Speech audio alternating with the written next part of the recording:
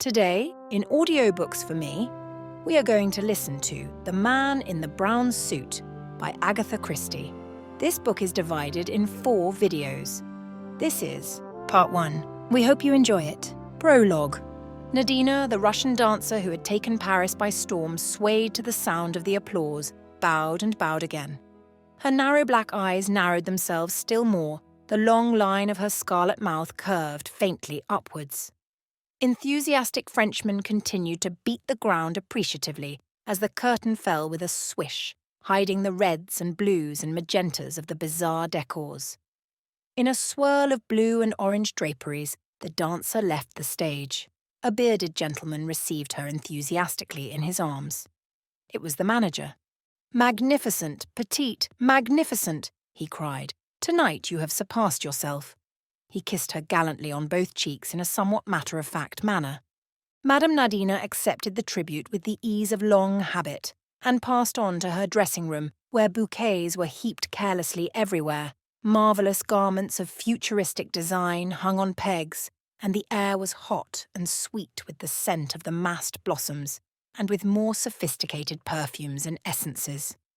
Jeanne, the dresser, ministered to her mistress, talking incessantly and pouring out a stream of fulsome compliment. A knock at the door interrupted the flow. Jeanne went to answer it and returned with a card in her hand. "Madame will receive?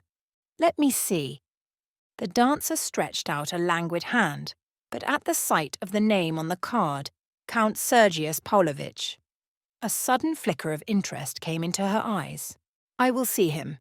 The maize peignoir, Jeanne, and quickly. And when the Count comes, you may go." "Bien, madame."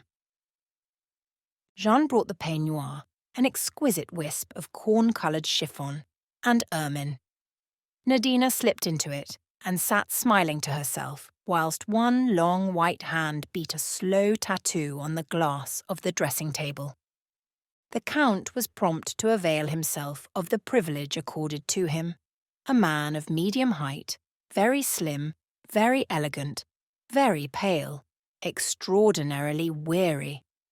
In feature, little to take hold of, a man difficult to recognise again if one left his mannerisms out of account. He bowed over the dancer's hand with exaggerated courtliness. "Madame, this is a pleasure indeed." So much Jeanne heard before she went out, closing the door behind her. Alone with her visitor, a subtle change came over Nadina's smile. "Compatriots though we are, we will not speak Russian, I think," she observed. "Since we neither of us know a word of the language, it might be as well," agreed her guest. By common consent they dropped into English, and nobody, now that the Count's mannerisms had dropped from him, could doubt that it was his native language. He had indeed started life as a quick-change music hall artiste in London. "You had a great success tonight," he remarked. "I congratulate you." "All the same," said the woman, "I am disturbed. My position is not what it was. The suspicions aroused during the war have never died down. I am continually watched and spied upon. But no charge of espionage was ever brought against you. Our chief lays his plans too carefully for that." "Long life to the Colonel," said the Count, smiling. "Amazing news, is it not, that he means to retire?" "To retire? Just like a doctor, or a butcher, or a plumber." "Or any other businessman," finished Nadina. "It should not surprise us. That is what the Colonel has always been, an excellent man of business. He has organised crime as another man might organise a boot factory. Without committing himself, he has planned and directed a series of stupendous coups, embracing every branch of what we might call his profession. Jewel robberies, forgery, espionage, the latter very profitable in wartime, sabotage, discreet assassination, there is hardly anything he has not touched. Wisest of all, he knows when to stop. The game begins to be dangerous. He retires gracefully, with an enormous fortune." Said the Count doubtfully. "It is rather upsetting for all of us. We are at a loose end, as it were." But we are being paid off, on a most generous scale. Some undercurrent of mockery in her tone, made the man look at her sharply. She was smiling to herself, and the quality of her smile aroused his curiosity. But he proceeded diplomatically.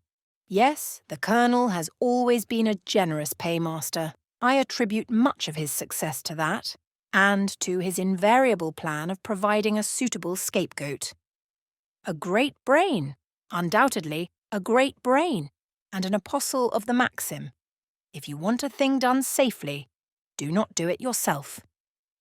Here are we, every one of us incriminated up to the hilt, and absolutely in his power, and not one of us has anything on him. He paused, almost as though he were expecting her to disagree with him, but she remained silent, smiling to herself as before. Not one of us, he mused. Still, you know, he is superstitious, the old man. Years ago, I believe, he went to one of these fortune-telling people. She prophesied a lifetime of success, but declared that his downfall would be brought about through a woman. He had interested her now. She looked up eagerly. That is strange. Very strange. Through a woman, you say? He smiled and shrugged his shoulders. Doubtless, now that he has retired, he will marry. Some young society beauty who will disperse his millions faster than he acquired them. Nadina shook her head. No, that is not the way of it. Listen, my friend. Tomorrow I go to London. But your contract here. I shall be away only one night, and I go incognito like royalty. No one will ever know that I have left France, and why do you think that I go? Hardly for pleasure at this time of year. January? A detestable foggy month. It must be for profit, eh? Exactly. She rose and stood in front of him, every graceful line of her arrogant with pride. You said just now that none of us had anything on the chief.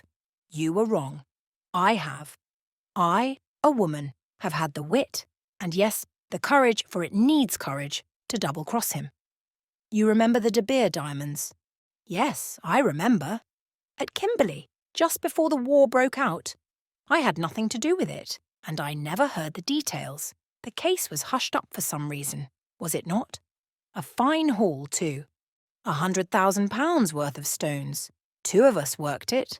Under the Colonel's orders, of course, and it was then that I saw my chance.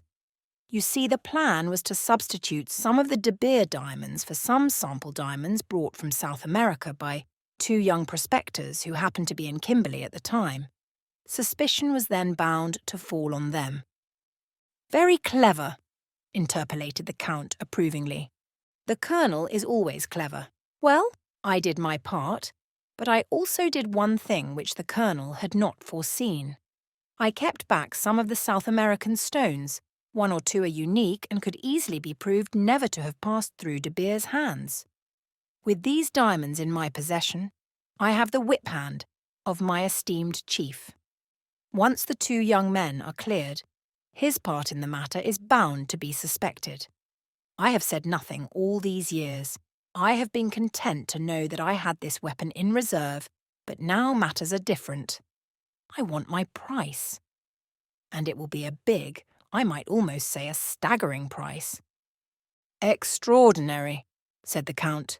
And doubtless you carry these diamonds about with you everywhere? His eyes roamed gently round the disordered room. Nadina laughed softly. You need suppose nothing of the sort. I am not a fool. The diamonds are in a safe place where no one will dream of looking for them. I never thought you a fool, my dear lady, but may I venture to suggest that you are somewhat foolhardy? The Colonel is not the type of man to take kindly to being blackmailed, you know. I am not afraid of him, she laughed. There is only one man I have ever feared, and he is dead. The man looked at her curiously. Let us hope that he will not come to life again, then, he remarked lightly. What do you mean? Cried the dancer sharply. The Count looked slightly surprised. "I only meant that a resurrection would be awkward for you," he explained. "A foolish joke." She gave a sigh of relief. "Oh no, he is dead all right. Killed in the war. He was a man who once loved me." "In South Africa?" asked the Count negligently. "Yes, since you ask it, in South Africa." "That is your native country, is it not?" She nodded. Her visitor rose and reached for his hat. "Well," he remarked, "you know your own business best, but if I were you, I should fear the Colonel far more than any disillusioned lover. He is a man whom it is particularly easy to underestimate." She laughed scornfully. "As if I did not know him after all these years." "I wonder if you do," he said softly. "I very much wonder if you do." "Oh, I am not a fool, and I am not alone in this. The South African mailboat docks at Southampton tomorrow, and on board her is a man who has come specially from Africa at my request, and who has carried out certain orders of mine. The Colonel will have not one of us to deal with, but two." "Is that wise?" "It is necessary." "You are sure of this man?" A rather peculiar smile played over the dancer's face. "I am quite sure of him. He is inefficient, but perfectly trustworthy." She paused, and then added in an indifferent tone of voice, "As a matter of fact, he happens to be my husband." Chapter 1. Everybody has been at me, right and left, to write this story from the great, represented by Lord Nasby, to the small, represented by our late maid of all work, Emily, whom I saw when I was last in England. "Law, miss, what a beautiful book you might make out of it all. Just like the pictures." I'll admit that I've certain qualifications for the task. I was mixed up in the affair from the very beginning. I was in the thick of it all through, and I was triumphantly in at the death. Very fortunately, too, the gaps that I cannot supply from my own knowledge are amply covered by Sir Eustace Pedler's diary, of which he has kindly begged me to make use. So here goes. Anne Beddingfeld starts to narrate her adventures. I'd always longed for adventures. You see, my life had such a dreadful sameness. My father, Professor Beddingfeld, was one of England's greatest living authorities on primitive man. He really was a genius, everyone admits that. His mind dwelt in Paleolithic times, and the inconvenience of life for him was that his body inhabited the modern world. Papa did not care for modern man. Even Neolithic man he despised as a mere herder of cattle, and he did not rise to enthusiasm until he reached the Mousterian period. Unfortunately, one cannot entirely dispense with modern men. One is forced to have some kind of truck with butchers and bakers and milkmen and greengrocers. Therefore, Papa being immersed in the past, Mamma having died when I was a baby, it fell to me to undertake the practical side of living.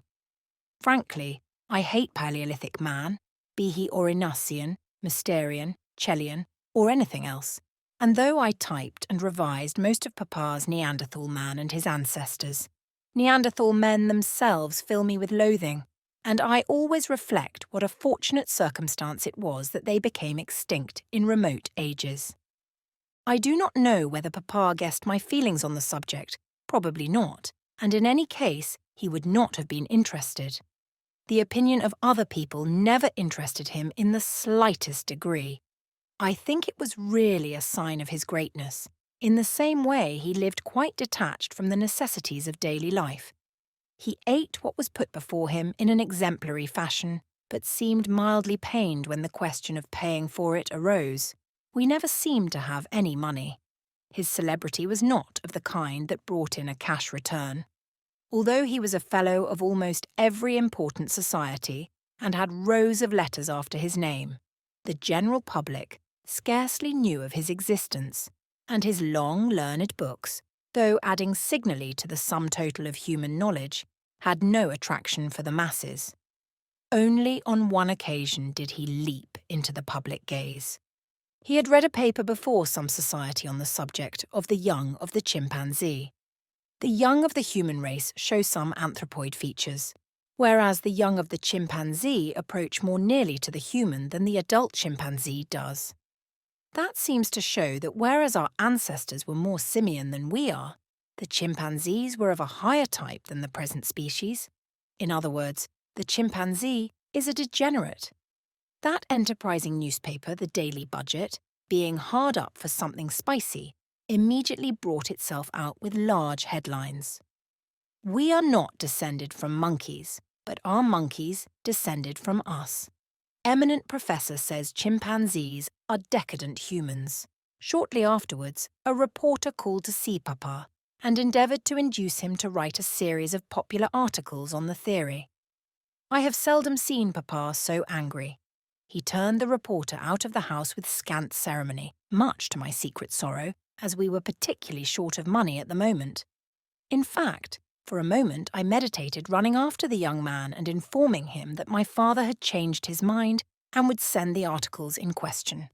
I could easily have written them myself, and the probabilities were that Papa would never have learnt of the transaction, not being a reader of the Daily Budget. However, I rejected this course as being too risky, so I merely put on my best hat and went sadly down the village to interview our justly irate grocer. The reporter from the Daily Budget was the only young man who ever came to our house. There were times when I envied Emily, our little servant, who walked out whenever occasion offered with a large sailor to whom she was affianced. In between times, to keep her hand in, as she expressed it, she walked out with the greengrocer's young man and the chemist's assistant. I reflected sadly that I had no one to keep my hand in with. All Papa's friends were aged professors, usually with long beards. It is true that Professor Peterson once clasped me affectionately and said I had a neat little waist, and then tried to kiss me. The phrase alone dated him hopelessly. No self-respecting female has had a neat little waist since I was in my cradle. I yearned for adventure, for love, for romance, and I seemed condemned to an existence of drab utility. The village possessed a lending library, full of tattered works of fiction, and I enjoyed perils and love-making at second hand, and went to sleep dreaming of stern, silent Rhodesians, and of strong men who always felled their opponent with a single blow. There was no one in the village who even looked as though he could fell an opponent with a single blow or with several. There was the kinema, too, with a weekly episode of The Perils of Pamela. Pamela was a magnificent young woman. Nothing daunted her. She fell out of aeroplanes, adventured in submarines, climbed skyscrapers and crept about in the underworld without turning a hair. She was not really clever. The master criminal of the underworld caught her each time, but as he seemed loath to knock her on the head in a simple way, and always doomed her to death in a sewer gas chamber or by some new and marvellous means, the hero was always able to rescue her at the beginning of the following week's episode. I used to come out with my head in a delirious whirl, and then I would get home and find a notice from the gas company threatening to cut us off if the outstanding account was not paid. And yet, though I did not suspect it, every moment was bringing adventure nearer to me. It is possible that there are many people in the world who have never heard of the finding of an antique skull at the Broken Hill mine in northern Rhodesia. I came down one morning to find Papa excited to the point of apoplexy. He poured out the whole story to me. You understand, Anne? There are undoubtedly certain resemblances to the Java skull, but superficial. Superficial only. No, here we have what I have always maintained, the ancestral form of the Neanderthal race. You grant that the Gibraltar skull is the most primitive of the Neanderthal skulls found. Why? The cradle of the race was in Africa. They passed to Europe. Not marmalade on kippers, Papa, I said hastily, arresting my parents' absent-minded hand. Yes, you were saying? They passed to Europe on... Here he broke down with a bad fit of choking, the result of an immoderate mouthful of kipper bones. But we must start at once, he declared as he rose to his feet at the conclusion of the meal. There is no time to be lost. We must be on the spot. There are doubtless incalculable finds to be found in the neighbourhood. I shall be interested to note whether the implements are typical of the Mousterian period. There will be the remains of the primitive ox, I should say, but not those of the woolly rhinoceros. Yes, a little army will be starting soon. We must get ahead of them. You will write to Cook's today, Anne? What about money, Papa? I hinted delicately. He turned a reproachful eye upon me. Your point of view always depresses me, my child. We must not be sordid. No, in the cause of science one must not be sordid. I feel Cook's might be sordid, Papa. Papa looked pained. My dear Anne, you will pay them in ready money. I haven't got any ready money. Papa looked thoroughly exasperated. My child, I really cannot be bothered with these vulgar money details. The bank. I had something from the manager yesterday saying I had £27. That's your overdraft, I fancy. Oh, I have it. Write to my publishers. I acquiesced doubtfully, Papa's books bringing in more glory than money. I liked the idea of going to Rhodesia immensely. Stern, silent men, I murmured to myself in an ecstasy. Then something in my parents' appearance struck me as unusual. You have odd boots on, Papa, I said. Take off the brown one and put on the other black one, and don't forget your muffler. It's a very cold day. In a few minutes, Papa stalked off, correctly booted and well mufflered. He returned late that evening, and to my dismay, I saw his muffler and overcoat were missing. Dear me, Anne, you are quite right. I took them off to go into the cavern. One gets so dirty there. I nodded feelingly, remembering an occasion when Papa had returned literally plastered from head to foot with rich Pliocene clay. Our principal reason for settling in Little Hampsley had been the neighbourhood of Hampsley Cavern, a buried cave rich in deposits of the Aurignacian culture. We had a tiny museum in the village, and the curator and Papa spent most of their days messing about underground and bringing to light portions of woolly rhinoceros and cave bear. Papa coughed badly all the evening, and the following morning I saw he had a temperature and sent for the doctor. Poor Papa, he never had a chance. It was double pneumonia. He died 4 days later. Chapter 2. Every one was very kind to me. Dazed as I was, I appreciated that. I felt no overwhelming grief. Papa had never loved me. I knew that well enough. If he had, I might have loved him in return. No, there had not been love between us, but we had belonged together, and I had looked after him, and had secretly admired his learning and his uncompromising devotion to science. And it hurt me that Papa should have died just when the interest of life was at its height for him. I should have felt happier if I could have buried him in a cave with paintings of reindeer and flint implements, but the force of public opinion constrained a neat tomb, with marble slab, in our hideous local churchyard. The vicar's consolations, though well-meant, did not console me in the least. It took some time to dawn upon me that the thing I had always longed for, freedom, was at last mine. I was an orphan, and practically penniless, but free. At the same time, I realised the extraordinary kindness of all these good people. The vicar did his best to persuade me that his wife was in urgent need of a companion help. Our tiny local library suddenly made up its mind to have an assistant librarian. Finally, the doctor called upon me, and after making various ridiculous excuses for failing to send in a proper bill, he hummed and hawed a good deal, and suddenly suggested that I should marry him. I was very much astonished. The doctor was nearer 40 than 30, and a round, tubby little man. He was not at all like the hero of The Perils of Pamela, and even less like a stern and silent Rhodesian. I reflected a minute and then asked him why he wanted to marry me. That seemed to fluster him a good deal, and he murmured that a wife was a great help to a general practitioner. The position seemed even more unromantic than before, and yet something in me urged towards its acceptance. Safety.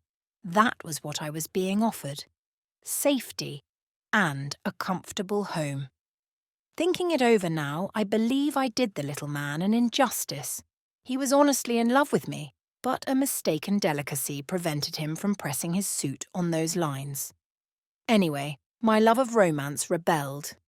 "It's extremely kind of you," I said, "but it's impossible. I could never marry a man unless I loved him madly." "You don't think—" "No, I don't," I said firmly. He sighed. "But, my dear child, what do you propose to do?" "Have adventures and see the world," I replied without the least hesitation. "Miss Anne, you are very much of a child still. You don't understand." "The practical difficulties? Yes, I do, Doctor. I'm not a sentimental schoolgirl. I'm a hard-headed mercenary shrew. You'd know it if you married me." "I wish you would reconsider." "I can't." He sighed again. "I have another proposal to make. An aunt of mine who lives in Wales is in want of a young lady to help her. How would that suit you?" "No, Doctor. I'm going to London. If things happen anywhere, they happen in London. I shall keep my eyes open and you'll see. Something will turn up. You'll hear of me next in China or Timbuktu." My next visitor was Mr. Fleming, Papa's London solicitor. He came down specially from town to see me. An ardent anthropologist himself, he was a great admirer of Papa's works. He was a tall, spare man with a thin face and grey hair. He rose to meet me as I entered the room and, taking both my hands in his, patted them affectionately. "My poor child," he said. "My poor, poor child." Without conscious hypocrisy, I found myself assuming the demeanour of a bereaved orphan. He hypnotised me into it. He was benignant, kind, and fatherly, and without the least doubt he regarded me as a perfect fool of a girl left adrift to face an unkind world. From the first, I felt that it was quite useless to try to convince him of the contrary. As things turned out, perhaps it was just as well I didn't.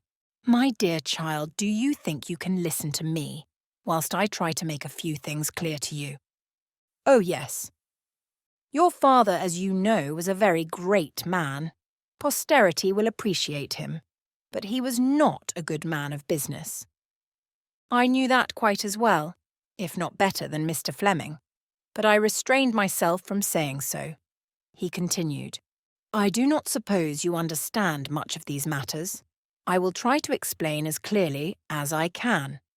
He explained at unnecessary length. The upshot seemed to be that I was left to face life with the sum of £87, 17s4d. It seemed a strangely unsatisfying amount. I waited in some trepidation for what was coming next. I feared that Mr. Fleming would be sure to have an aunt in Scotland who was in want of a bright young companion.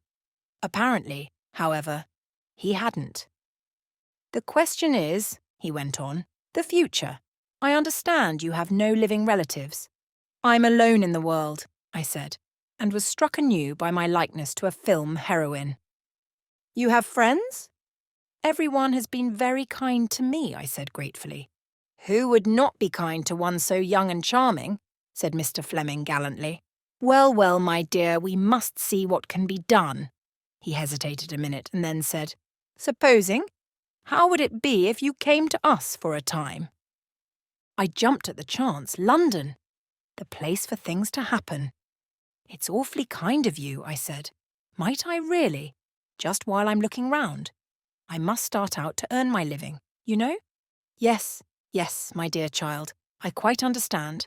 We will look round for something suitable." I felt instinctively that Mr. Fleming's ideas of something suitable and mine were likely to be widely divergent, but it was certainly not the moment to air my views. "That is settled, then. Why not return with me today?" "Oh, thank you, but will Mrs. Fleming?" "My wife will be delighted to welcome you." I wonder if husbands know as much about their wives as they think they do. If I had a husband, I should hate him to bring home orphans without consulting me first. "We will send her a wire from the station," continued the lawyer. My few personal belongings were soon packed. I contemplated my hat sadly before putting it on. It had originally been what I call a Mary hat, meaning by that the kind of hat a housemaid ought to wear on her day out, but doesn't. A limp thing of black straw with a suitably depressed brim. With the inspiration of genius, I had kicked it once, punched it twice, dented in the crown and affixed to it a thing like a cubist's dream of a jazz carrot. The result had been distinctly chic. The carrot I had already removed, of course, and now I proceeded to undo the rest of my handiwork. The Mary hat resumed its former status with an additional battered appearance which made it even more depressing than formerly. I might as well look as much like the popular conception of an orphan as possible. I was just a shade nervous of Mrs. Fleming's reception, but hoped my appearance might have a sufficiently disarming effect. Mr. Fleming was nervous too. I realised that as we went up the stairs of the tall house in a quiet Kensington Square. Mrs. Fleming greeted me pleasantly enough. She was a stout, placid woman of the good wife and mother type. She took me up to a spotless chintz-hung bedroom, hoped I had everything I wanted, informed me that tea would be ready in about a quarter of an hour, and left me to my own devices. I heard her voice slightly raised as she entered the drawing-room below on the first floor. "Well, Henry, why on earth—" I lost the rest, but the acerbity of the tone was evident. And a few minutes later another phrase floated up to me in an even more acid voice. "I agree with you, she is certainly very good-looking." It is really a very hard life. Men will not be nice to you if you are not good-looking, and women will not be nice to you if you are. With a deep sigh, I proceeded to do things to my hair. I have nice hair. It is black, a real black, not dark brown, and it grows well back from my forehead and down over the ears. With a ruthless hand, I dragged it upwards. My ears are quite all right, but there is no doubt about it. Ears are démodé nowadays. They are like the Queen of Spain's legs in Professor Peterson's young day. When I had finished, I looked almost unbelievably like the kind of orphan that walks out in a queue with a little bonnet and a red cloak. I noticed when I went down that Mrs. Fleming's eyes rested on my exposed ears with quite a kindly glance. Mr. Fleming seemed puzzled. I had no doubt that he was saying to himself, "What has the child done to herself?" On the whole, the rest of the day passed off well. It was settled that I was to start at once to look for something to do. When I went to bed, I stared earnestly at my face in the glass. Was I really good-looking? Honestly, I couldn't say I thought so. I hadn't got a straight Grecian nose, or a rosebud mouth, or any of the things you ought to have. It is true that a curate once told me that my eyes were like imprisoned sunshine in a dark, dark wood. But curates always know so many quotations and fire them off at random. I'd much prefer to have Irish blue eyes than dark green ones with yellow flecks. Still, green is a good colour for adventuresses. I wound a black garment tightly round me, leaving my arms and shoulders bare. Then I brushed back my hair and pulled it well down over my ears again. I put a lot of powder on my face, so that the skin seemed even whiter than usual. I fished about until I found some old lip salve, and I put oceans of it on my lips. Then I did, under my eyes with burnt cork.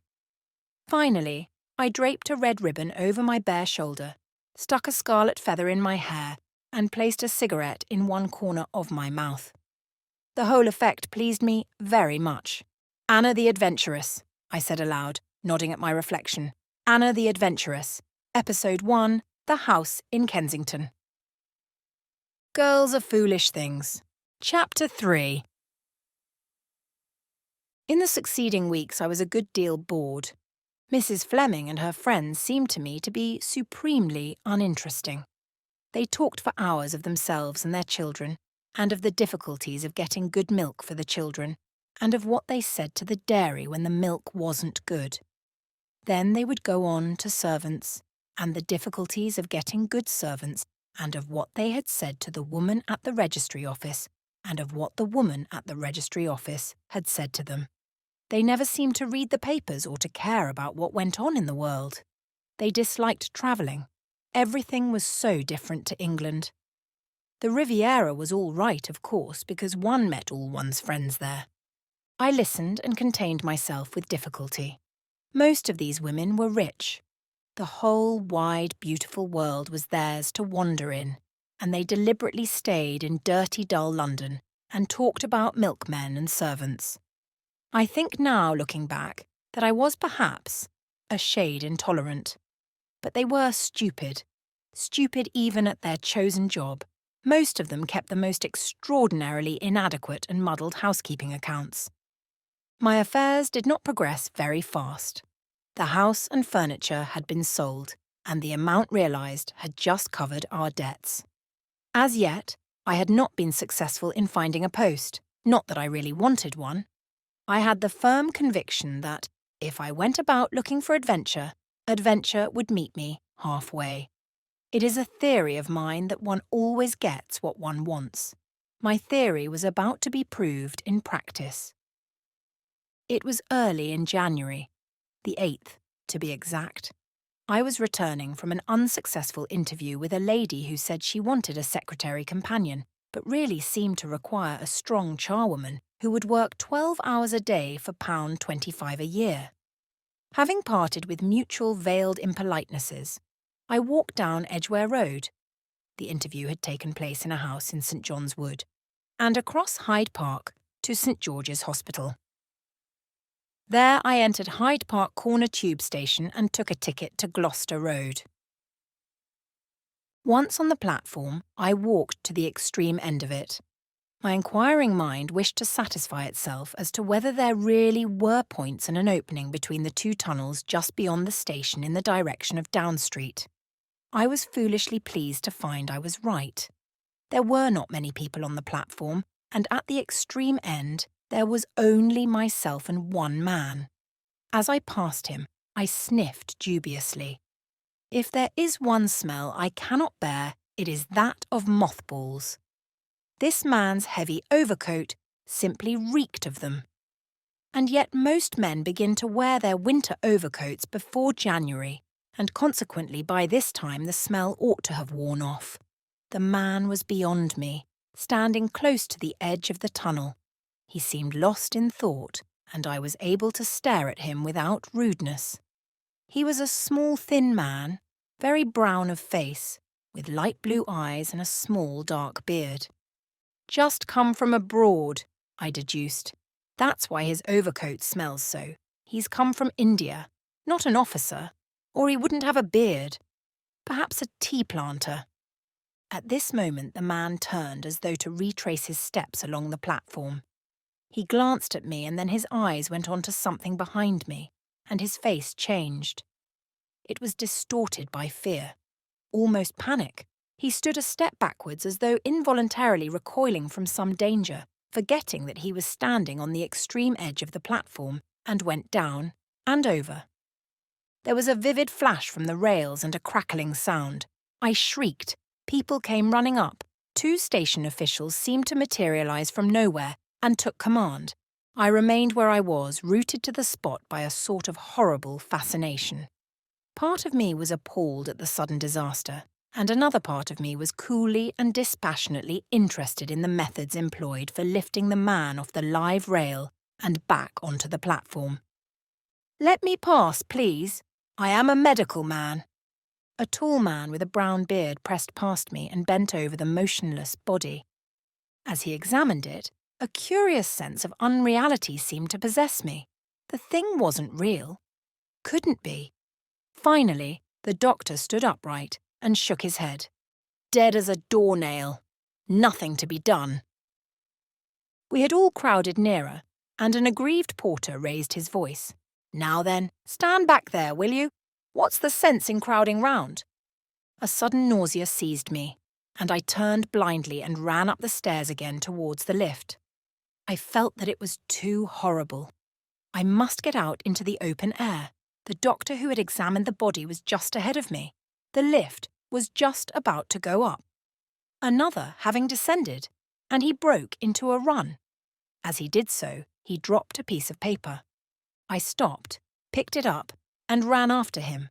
but the lift gates clanged in my face and I was left holding the paper in my hand.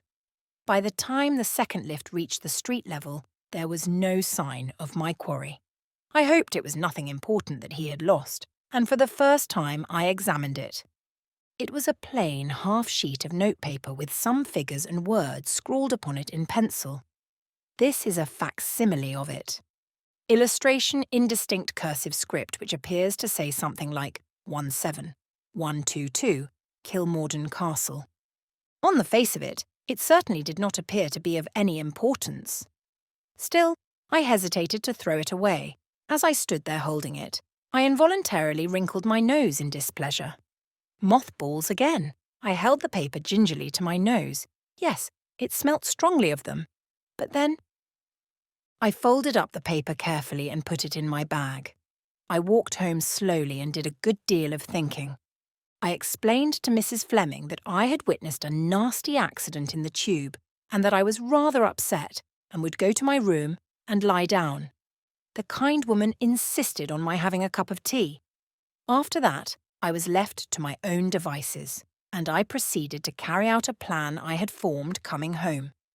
I wanted to know what it was that had produced that curious feeling of unreality whilst I was watching the doctor examine the body. First, I lay down on the floor in the attitude of the corpse. Then I laid a bolster down in my stead and proceeded to duplicate, so far as I could remember, every motion and gesture of the doctor. When I had finished, I had got what I wanted. I sat back on my heels and frowned at the opposite walls. There was a brief notice in the evening papers that a man had been killed in the tube, and a doubt was expressed whether it was suicide or accident. That seemed to me to make my duty clear, and when Mr. Fleming heard my story, he quite agreed with me. "Undoubtedly you will be wanted at the inquest. You say no one else was near enough to see what happened? I had the feeling someone was coming up behind me, but I can't be sure, and anyway, they wouldn't be as near as I was." The inquest was held. Mr. Fleming made all the arrangements and took me there with him.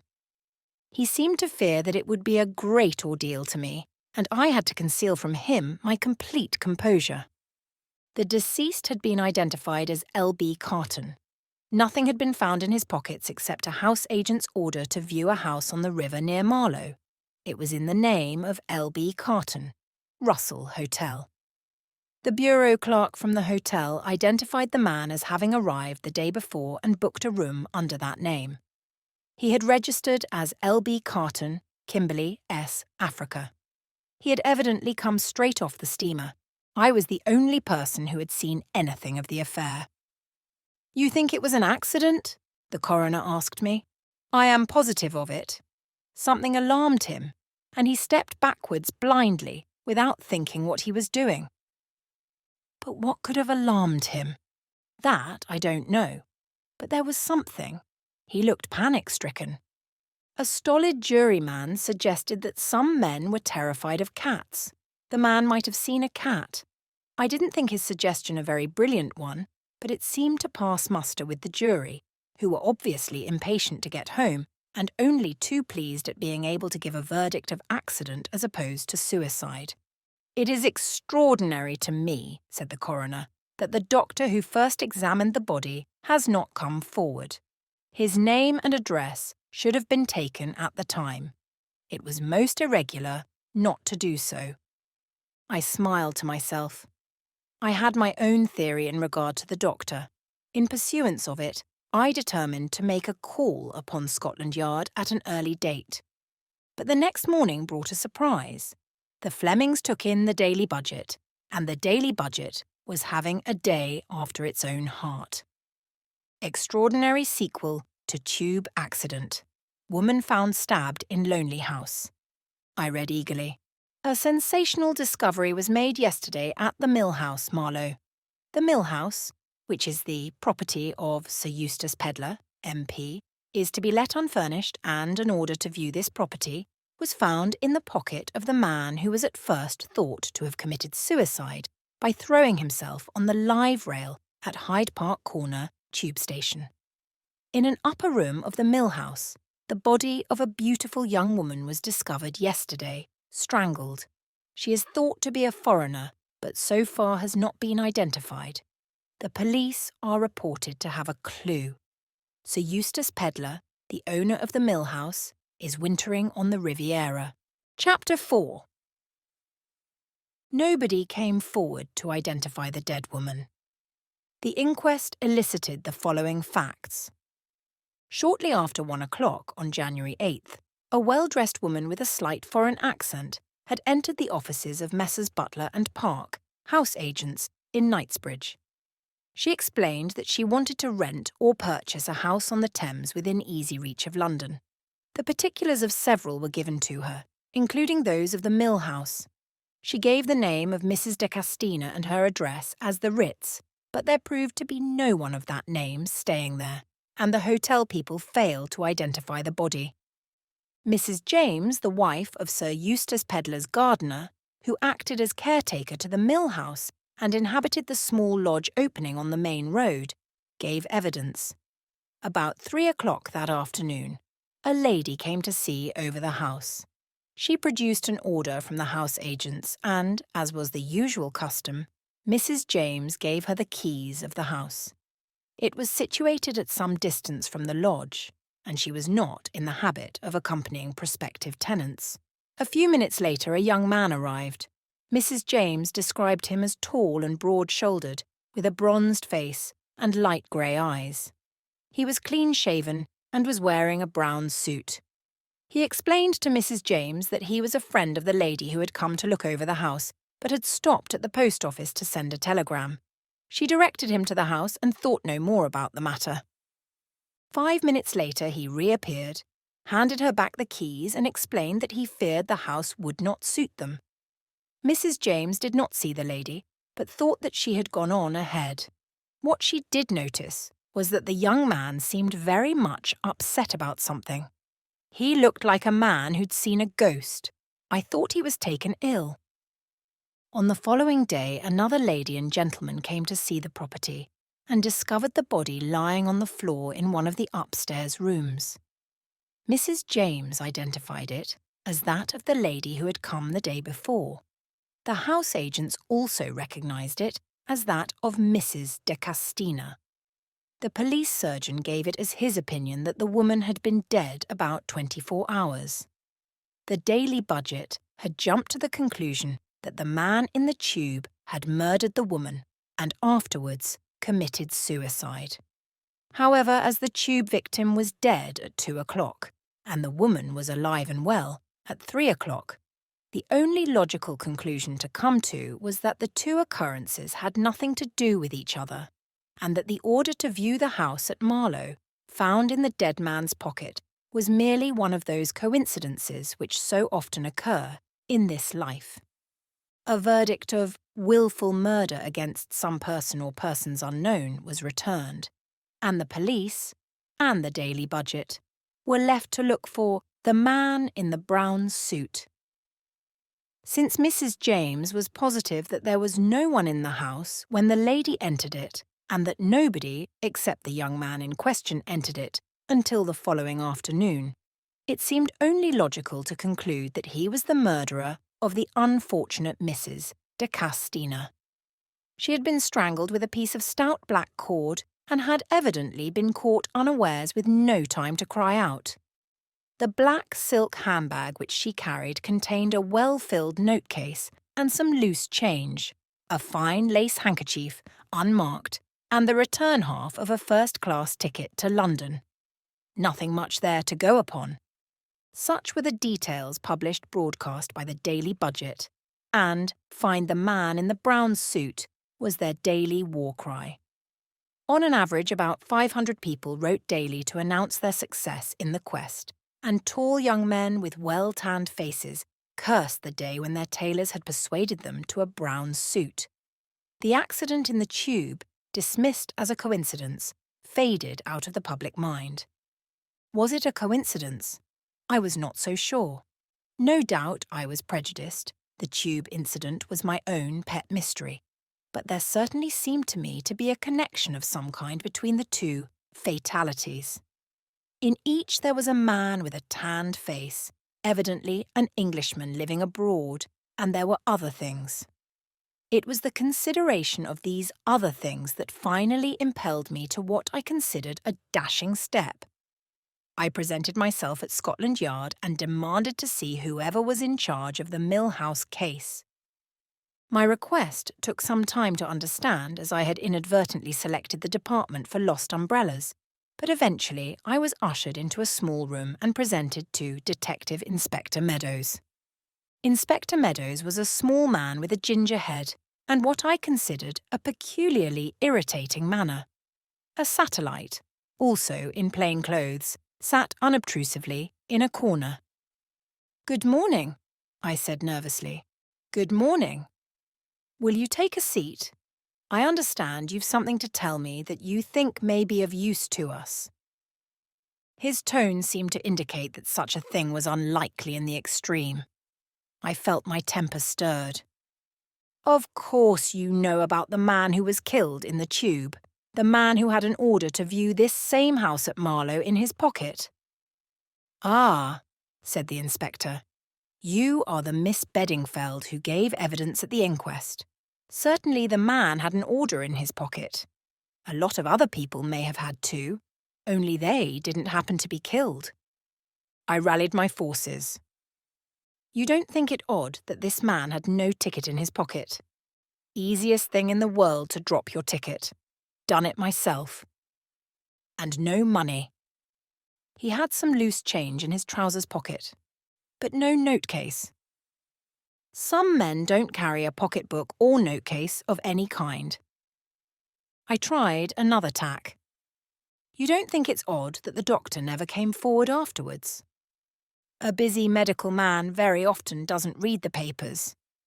He probably forgot all about the accident."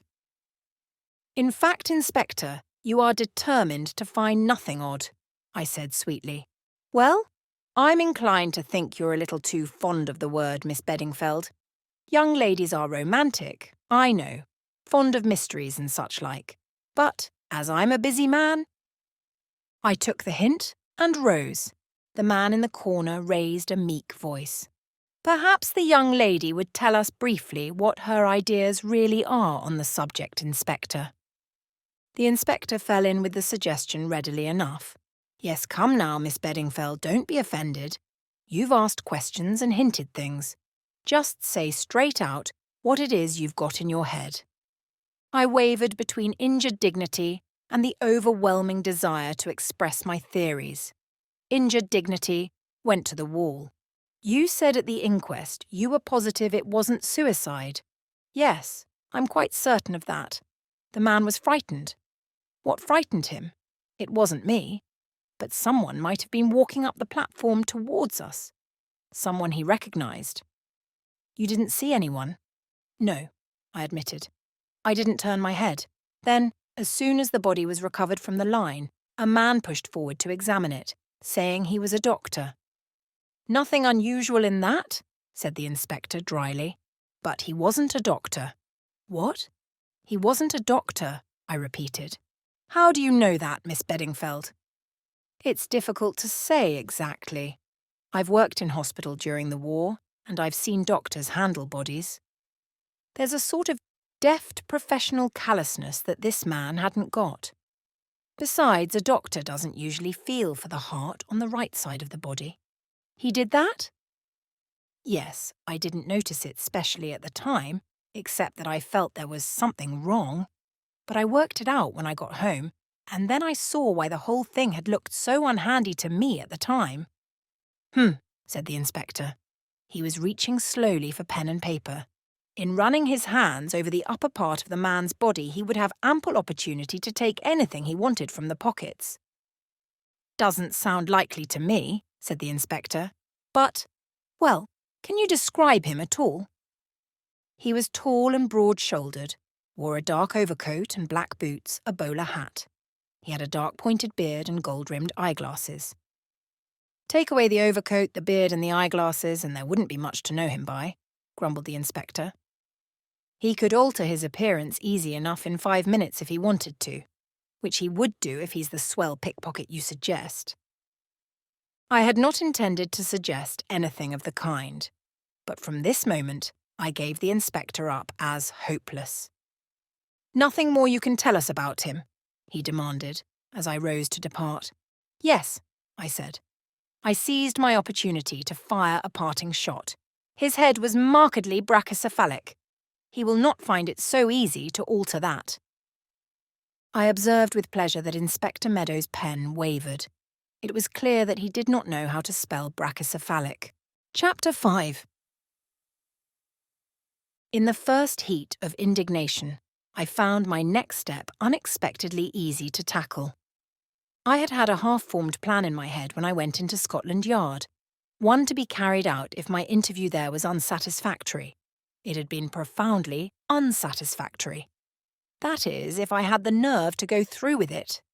Things that one would shrink from attempting normally are easily tackled in a flush of anger.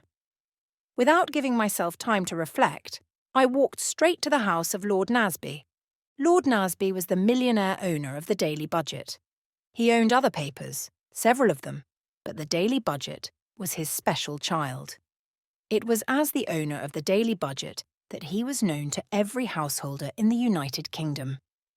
Owing to the fact that an itinerary of the great man's daily proceedings had just been published, I knew exactly where to find him at this moment. It was his hour for dictating to his secretary in his own house. I did not, of course, suppose that any young woman who chose to come and ask for him would be at once admitted to the august presence. But I had attended to that side of the matter. In the card tray in the hall of the Flemings' house, I had observed the card of the Marquis of Loamsley, England's most famous sporting peer. I had removed the card, cleaned it carefully with breadcrumbs, and pencilled upon it the words, "Please give Miss Beddingfeld a few moments of your time." Adventuresses must not be too scrupulous in their methods. The thing worked. A powdered footman received the card and bore it away. Presently a pale secretary appeared. I fenced with him successfully. He retired defeated. He again reappeared and begged me to follow him. I did so. I entered a large room. A frightened-looking shorthand typist fled past me like a visitant from the spirit world. Then the door shut, and I was face to face with Lord Nasby. A big man, big head, big face, big moustache, big stomach. I pulled myself together. I had not come here to comment on Lord Nasby's stomach. He was already roaring at me. "Well, what is it? What does Loamsley want? You his secretary? What's it all about?" "To begin with," I said with as great an appearance of coolness as I could manage, "I don't know Lord Loamsley, and he certainly knows nothing about me. I took his card from the tray in the house of the people I'm staying with, and I wrote those words on it myself. It was important that I should see you." For a moment it appeared to be a toss-up as to whether Lord Nasby had apoplexy or not. In the end he swallowed twice and got over it. "I admire your coolness, young woman. Well, you see me. If you interest me, you will continue to see me for exactly 2 minutes longer." "That will be ample," I replied, "and I shall interest you. It's the Mill House mystery." "If you've found the man in the brown suit, write to the editor," he interrupted hastily. "If you will interrupt, I shall be more than 2 minutes," I said sternly. "I haven't found the man in the brown suit, but I'm quite likely to do so." In as few words as possible, I put the facts of the tube accident and the conclusions I had drawn from them before him. When I had finished, he said unexpectedly, "What do you know of brachycephalic heads?" I mentioned Papa. "The monkey man, eh? Well, you seem to have a head of some kind upon your own shoulders, young woman. But it's all pretty thin, you know. Not much to go upon, and no use to us, as it stands." "I'm perfectly aware of that." "What do you want, then?" "I want a job on your paper to investigate this matter." "Can't do that. We've got our own special man on it. And I've got my own special knowledge. What you've just told me, eh?" "Oh no, Lord Nasby. I've still got something up my sleeve." "Oh, you have you? You seem a bright sort of girl. Well, what is it? When this so-called doctor got into the lift, he dropped a piece of paper. I picked it up. It smelt of mothballs. So did the dead man. The doctor didn't. So I saw at once that the doctor must have taken it off the body. It had 2 words written on it and some figures. Let's see it.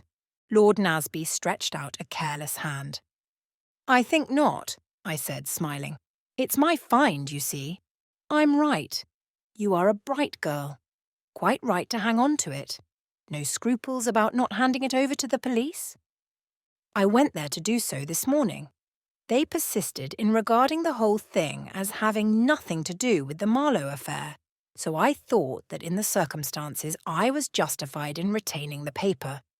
Besides, the inspector put my back up. Short-sighted man. Well, my dear girl, here's all I can do for you. Go on working on this line of yours. If you get anything that's publishable, send it along and you shall have your chance. There's always room for real talent on the daily budget. But you've got to make good first, see? I thanked him and apologised for my methods. Don't mention it. I rather like cheek. From a pretty girl. By the way, you said 2 minutes and you've been 3, allowing for interruptions. For a woman, that's quite remarkable. Must be your scientific training. I was in the street again, breathing hard as though I had been running. I found Lord Nasby rather wearing as a new acquaintance. Chapter 6. I went home with a feeling of exultation. My scheme had succeeded far better than I could possibly have hoped. Lord Nasby had been positively genial. It only now remained for me to make good, as he expressed it. Once locked in my own room, I took out my precious piece of paper and studied it attentively. Here was the clue to the mystery. To begin with, what did the figures represent? There were 5 of them, and a dot after the first 2. 17. 122, I murmured. That did not seem to lead to anything. Next I added them up. That is often done in works of fiction and leads to surprising deductions. 1 and 7 make 8, and 1 is 9, and 2 are 11, and 2 are 13. 13? Fateful number. Was this a warning to me to leave the whole thing alone? Very possibly. Anyway, except as a warning, it seemed to be singularly useless. I declined to believe that any conspirator would take that way of writing 13 in real life. If he meant 13, he would write 13. 13. Like that.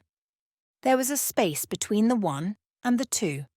I accordingly subtracted 22 from 171. The result was 159. I did it again and made it 149. These arithmetical exercises were doubtless excellent practice, but as regarded the solution of the mystery, they seemed totally ineffectual. I left arithmetic alone, not attempting fancy division or multiplication, and went on to the words, Kilmorden Castle. That was something definite. A place. Probably the cradle of an aristocratic family. Missing heir? Claimant to title? Or possibly a picturesque ruin. Buried treasure? Yes, on the whole, I incline to the theory of buried treasure. Figures always go with buried treasure. 1 pace to the right, 7 paces to the left, dig 1 foot, descend 22 steps. That sort of idea. I could work out that later. The thing was to get to Kilmorden Castle as quickly as possible. I made a strategic sally from my room and returned laden with books of reference. Who's Who, Whitaker, A Gazetteer, A History of Scotch Ancestral Homes, and Somebody or Other's British Isles. Time passed. I searched diligently, but with growing annoyance. Finally, I shut the last book with a bang. There appeared to be no such place as Kilmorden Castle. Here was an unexpected check. There must be such a place. Why should anyone invent a name like that and write it down on a piece of paper? Absurd. Another idea occurred to me. Possibly it was a castellated abomination in the suburbs with a high-sounding name invented by its owner. But if so, it was going to be extraordinarily hard to find.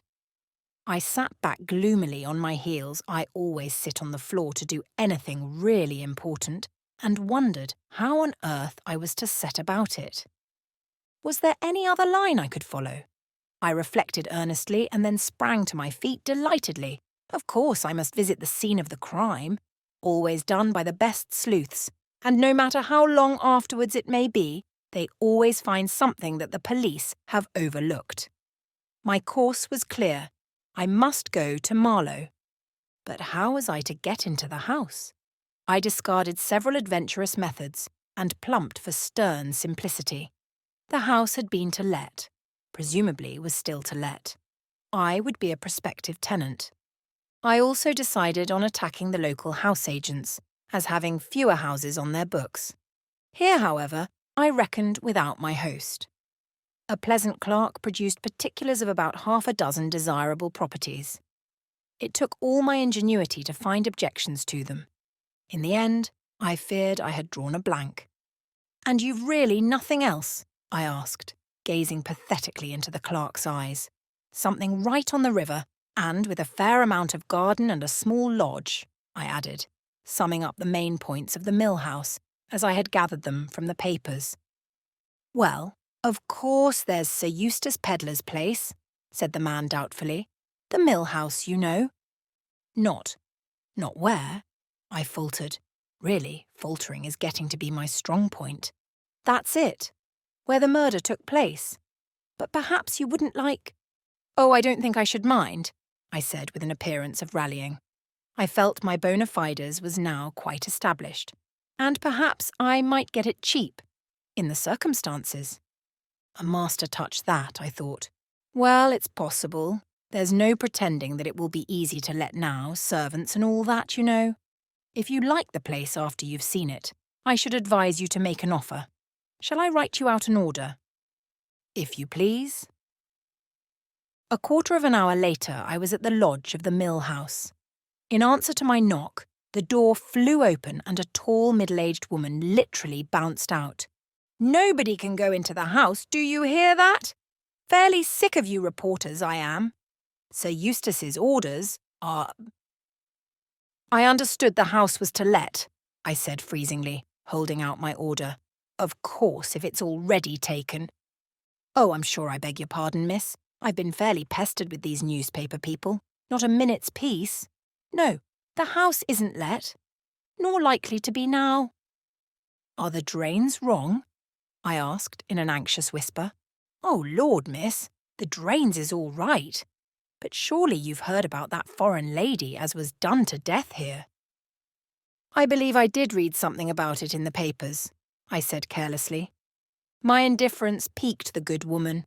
If I had betrayed any interest, she would probably have closed up like an oyster. As it was, she positively bridled. "I should say you did, miss. It's been in all the newspapers.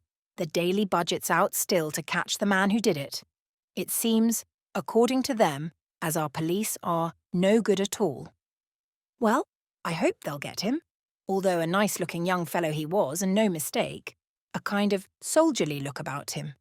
"Ah, well, I dare say he'd been wounded in the war, and sometimes they go a bit queer afterwards. My sister's boy did. Perhaps she'd used him bad. They're a bad lot, those foreigners. Though she was a fine-looking woman. Stood there, where you're standing now." "Was she dark or fair?" I ventured. "You can't tell from these newspaper portraits." "Dark hair, and a very white face. Too white for nature, I thought, and her lips reddened something cruel. I don't like to see it. A little powder now and then is quite another thing." We were conversing like old friends now. I put another question. Did she seem nervous or upset at all? Not a bit. She was smiling to herself, quiet-like, as though she was amused at something. That's why you could have knocked me down with a feather when, the next afternoon, those people came running out calling for the police and saying there'd been murder done. I shall never get over it. And as for setting foot in that house after dark, I wouldn't do it. Not if it was ever so. Why, I wouldn't even stay here at the lodge, if Sir Eustace hadn't been down on his bended knees to me. I thought Sir Eustace Pedlar was at Cannes. So he was, miss.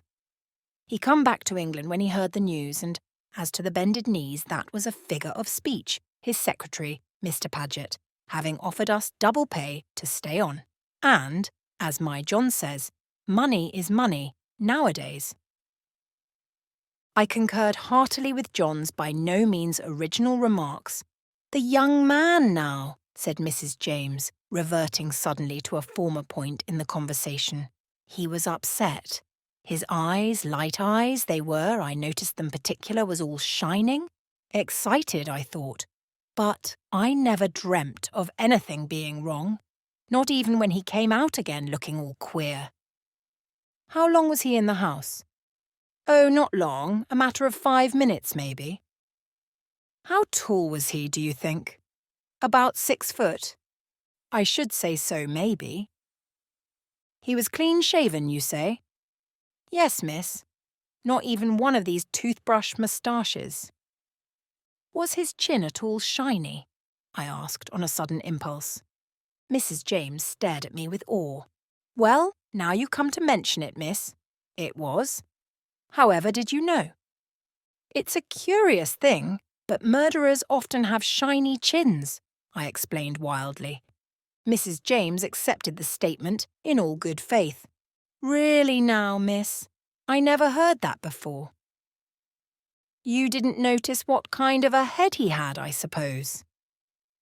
Just the ordinary kind, miss. I'll fetch you the keys, shall I? I accepted them and went on my way to the mill house. My reconstructions so far I considered good. All along I had realised that the differences between the man Mrs. James had described and my tube doctor were those of non-essentials: an overcoat, a beard, gold-rimmed eyeglasses. The doctor had appeared middle-aged, but I remembered that he had stooped over the body like a comparatively young man. There had been a suppleness which told of young joints. The victim of the accident, the mothball man, as I called him to myself, and the foreign woman, Mrs. de Castina, or whatever her real name was, had had an assignation to meet at the mill house. That was how I pieced the thing together. Either because they feared they were being watched or for some other reason, they chose the rather ingenious method of both getting an order to view the same house. Thus, their meeting there might have the appearance of pure chance. That the mothball man had suddenly caught sight of the doctor, and that the meeting was totally unexpected and alarming to him, was another fact of which I was fairly sure. What had happened next? The doctor had removed his disguise and followed the woman to Marlow, but it was possible that had he removed it, rather hastily traces of spirit gum might still linger on his chin. Hence my question to Mrs. James. Whilst occupied with my thoughts, I had arrived at the low, old-fashioned door of the mill house. Unlocking it with the key, I passed inside. The hall was low and dark. The place smelt forlorn and mildewy. In spite of myself, I shivered. Did the woman who had come here smiling to herself a few days ago feel no chill of premonition as she entered this house? I wondered. Did the smile fade from her lips, and did a nameless dread close round her heart? Or had she gone upstairs smiling still, unconscious of the doom that was so soon to overtake her? My heart beat a little faster. Was the house really empty? Was doom waiting for me in it also?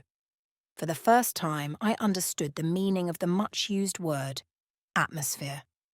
There was an atmosphere in this house, an atmosphere of cruelty, of menace, of evil. Chapter 7. Shaking off the feelings that oppressed me, I went quickly upstairs. I had no difficulty in finding the room of the tragedy. On the day the body was discovered, it had rained heavily, and large muddy boots had trampled the uncarpeted floor in every direction. I wondered if the murderer had left any footmarks the previous day. It was likely that the police would be reticent on the subject if he had, but on consideration, I decided it was unlikely. The weather had been fine and dry. There was nothing of interest about the room. It was almost square with 2 big bay windows, plain white walls and a bare floor, the boards being stained round the edges where the carpet had ceased. I searched it carefully, but there was not so much as a pin lying about. The gifted young detective did not seem likely to discover a neglected clue. I had brought with me a pencil and notebook. There did not seem much to note, but I duly dotted down a brief sketch of the room to cover my disappointment at the failure of my quest. As I was in the act of returning the pencil to my bag, it slipped from my fingers and rolled along the floor. The mill house was really old and the floors were very uneven. The pencil rolled steadily with increasing momentum until it came to rest under one of the windows. In the recess of each window there was a broad window seat, underneath which there was a cupboard. My pencil was lying right against the cupboard door. The cupboard was shut, but it suddenly occurred to me that if it had been open, my pencil would have rolled inside. I opened the door, and my pencil immediately rolled in and sheltered modestly in the farthest corner.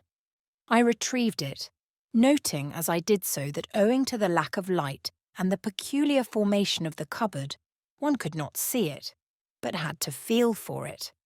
Apart from my pencil, the cupboard was empty, but being thorough by nature, I tried the one under the opposite window. At first sight, it looked as though that also was empty, but I grubbed about perseveringly and was rewarded by feeling my hand close on a hard paper cylinder which lay in a sort of trough or depression in the far corner of the cupboard.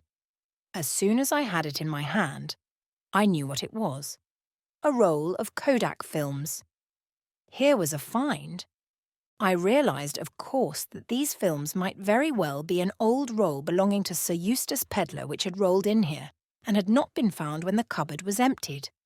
But I did not think so. The red paper was far too fresh-looking. It was just as dusty as it would have been had it laid there for 2 or 3 days, that is to say, since the murder. Had it been there for any length of time, it would have been thickly coated. Who had dropped it? The woman or the man? I remembered that the contents of her handbag had appeared to be intact.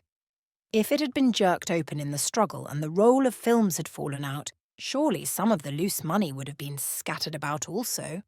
No, it was not the woman who had dropped the films. I sniffed suddenly and suspiciously. Was the smell of mothballs becoming an obsession with me? I could swear that the roll of films smelt of it also. I held them under my nose. They had, as usual, a strong smell of their own, but apart from that I could clearly detect the odour I disliked so much. I soon found the cause. A minute shred of cloth had caught on a rough edge of the centre wood, and that shred was strongly impregnated with mothballs. At some time or another, the films had been carried in the overcoat pocket of the man who was killed in the tube. Was it he who had dropped them here? Hardly. His movements were all accounted for. No, it was the other man, the doctor. He had taken the films when he had taken the paper. It was he who had dropped them here during his struggle with the woman. I had got my clue. I would have the roll developed, and then I would have further developments to work upon. Very elated, I left the house, returned the keys to Mrs. James, and made my way as quickly as possible to the station. On the way back to town, I took out my paper and studied it afresh. Suddenly the figures took on a new significance. Suppose they were a date, 17122, the 17th of January, 1922. Surely that must be it. Idiot that I was not to have thought of it before. But in that case, I must find out the whereabouts of Kilmorden Castle, for today was actually the 14th. 3 days. Little enough. Almost hopeless when one had no idea of where to look. It was too late to hand in my roll today. I had to hurry home to Kensington so as not to be late for dinner. It occurred to me that there was an easy way of verifying whether some of my conclusions were correct. I asked Mr. Fleming whether there had been a camera amongst the dead man's belongings. I knew that he had taken an interest in the case and was conversant with all the details. To my surprise and annoyance, he replied that there had been no camera. All Carton's effects had been gone over very carefully in the hopes of finding something that might throw light upon his state of mind. He was positive that there had been no photographic apparatus of any kind. That was rather a setback to my theory.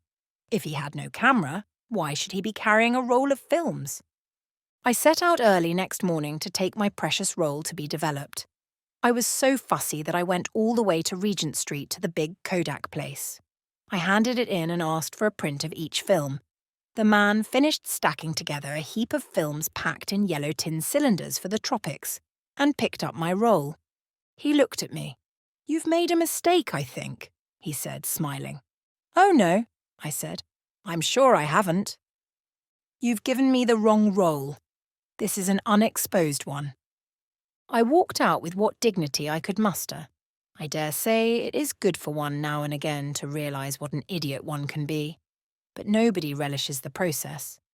And then, just as I was passing one of the big shipping offices, I came to a sudden halt. In the window was a beautiful model of one of the company's boats, and it was labelled Kenilworth Castle. A wild idea shot through my brain. I pushed the door open and went in. I went up to the counter and in faltering voice, genuine this time, I murmured, "Kilmorden Castle." "On the 17th from Southampton. Cape Town. First or second class." "How much is it?" "First class, £87. I interrupted him. The coincidence was too much for me. Exactly the amount of my legacy. I would put all my eggs in one basket. "First class," I said. I was now definitely committed to the adventure. Chapter 8. Extracts from the diary of Sir Eustace Pedlar, MP. It is an extraordinary thing that I never seem to get any peace. I am a man who likes a quiet life.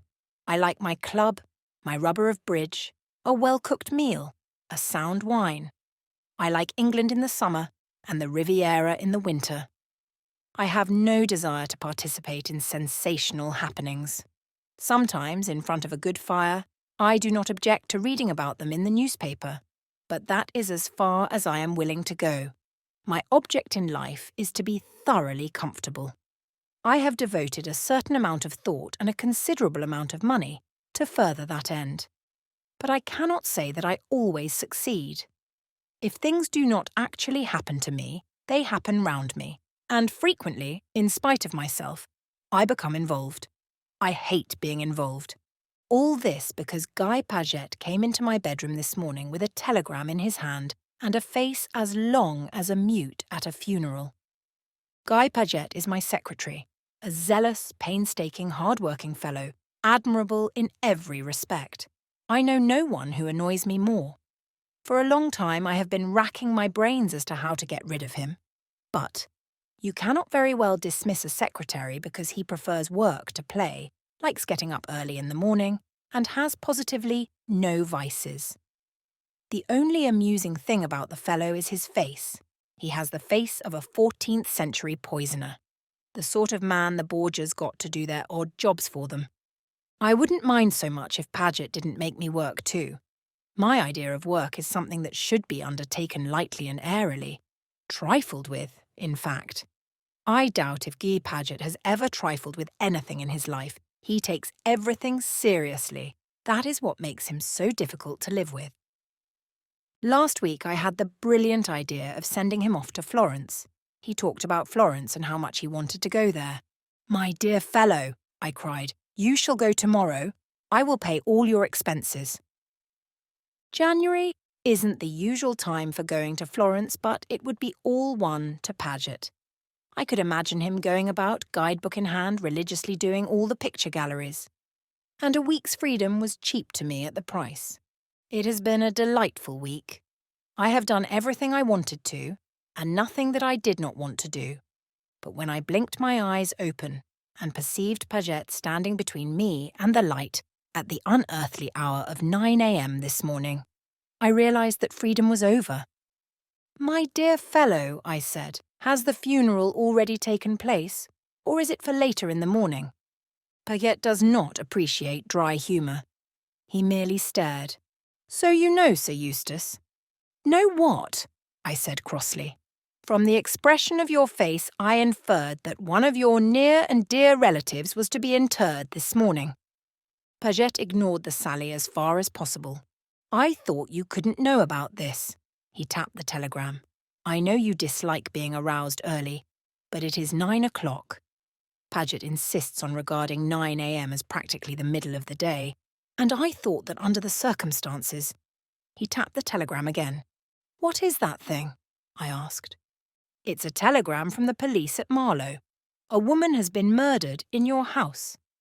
That aroused me in earnest. "What colossal cheek!" I exclaimed. "Why in my house? Who murdered her?" "They don't say. I suppose we shall go back to England at once, Sir Eustace." "You need suppose nothing of the kind. Why should we go back?" "The police? What on earth have I to do with the police?" "Well, it was your house." "That," I said, "appears to be more my misfortune than my fault." Guy Paget shook his head gloomily. "It will have a very unfortunate effect upon the constituency," he remarked lugubriously. "I don't see why it should have, and yet I have a feeling that in such matters Paget's instincts are always right. On the face of it, a Member of Parliament will be none the less efficient because a stray young woman comes and gets herself murdered in an empty house that belongs to him. But there is no accounting for the view the respectable British public takes of a matter." "She's a foreigner too, and that makes it worse," continued Paget gloomily. "Again, I believe he is right. If it is disreputable to have a woman murdered in your house, it becomes more disreputable if the woman is a foreigner." Another idea struck me. "Good heavens!" I exclaimed. "I hope this won't upset Caroline." "Caroline is the lady who cooks for me. Incidentally, she is the wife of my gardener. What kind of a wife she makes I do not know, but she is an excellent cook. James, on the other hand, is not a good gardener. But I support him in idleness and give him the lodge to live in solely on account of Caroline's cooking." "I don't suppose she'll stay after this," said Paget. "You always were a cheerful fellow," I said. "I expect I shall have to go back to England. Paget clearly intends that I shall. And there is Caroline to pacify. 3 days later. It is incredible to me that anyone who can get away from England in winter does not do so. It is an abominable climate. All this trouble is very annoying.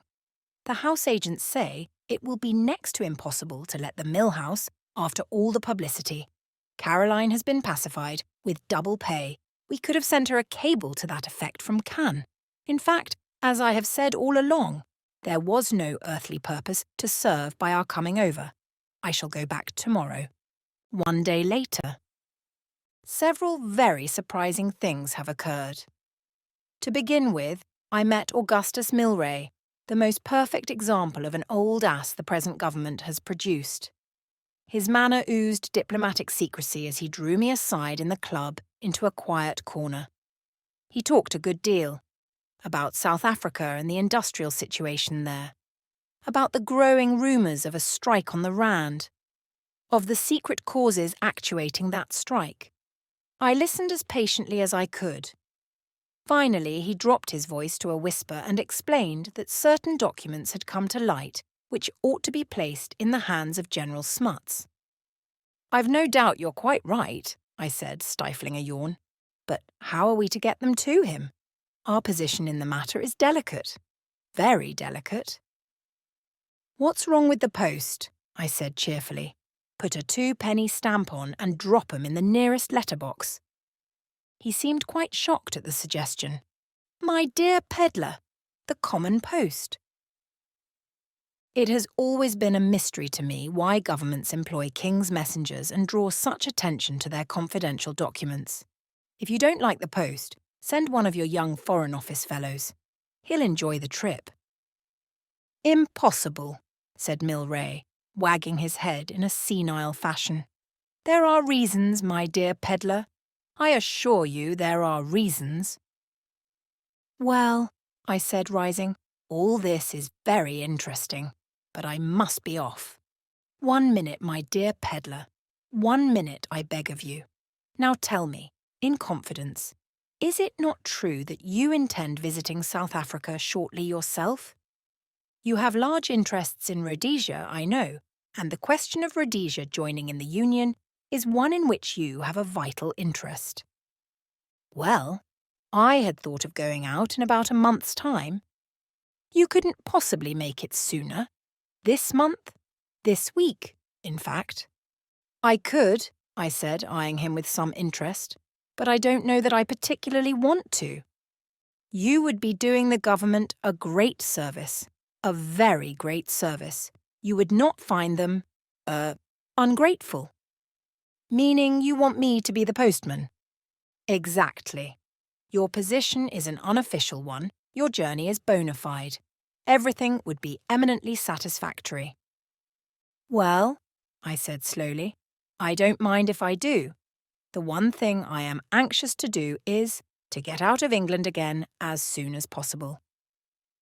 You will find the climate of South Africa delightful, quite delightful. My dear fellow, I know all about the climate. I was out there shortly before the war. I am really much obliged to you, Pedlar. I will send you round the package by messenger, to be placed in General Smeats's own hands. You understand? The Kilmorden Castle sails on Saturday. Quite a good boat. I accompanied him a short way along Pall Mall before we parted. He shook me warmly by the hand and thanked me again effusively. I walked home reflecting on the curious byways of governmental policy. It was the following evening that Jarvis, my butler, informed me that a gentleman wished to see me on private business, but declined to give his name. I have always a lively apprehension of insurance touts, so told Jarvis to say I could not see him. Guy Paget, unfortunately, when he might for once have been of real use, was laid up with a bilious attack. These earnest, hard-working young men with weak stomachs are always liable to bilious attacks. Jarvis returned. The gentleman asked me to tell you, Sir Eustace, that he comes to you from Mr. Milray. That altered the complexion of things. A few minutes later I was confronting my visitor in the library. He was a well-built young fellow with a deeply tanned face. A scar ran diagonally from the corner of his eye to the jaw, disfiguring what would otherwise have been a handsome, though somewhat reckless, countenance. "Well," I said, "what's the matter?" "Mr. Milray sent me to you, Sir Eustace. I am to accompany you to South Africa as your secretary." "My dear fellow," I said, "I've got a secretary already. I don't want another." "I think you do, Sir Eustace. Where is your secretary now?" "He's down with a bilious attack," I explained. "You are sure it's only a bilious attack?" "Of course it is. He's subject to them." My visitor smiled. "It may or may not be a bilious attack. Time will show, but I can tell you this, Sir Eustace. Mr. Milray would not be surprised if an attempt were made to get your secretary out of the way. Oh, you need have no fear for yourself." I suppose a momentary alarm had flickered across my face.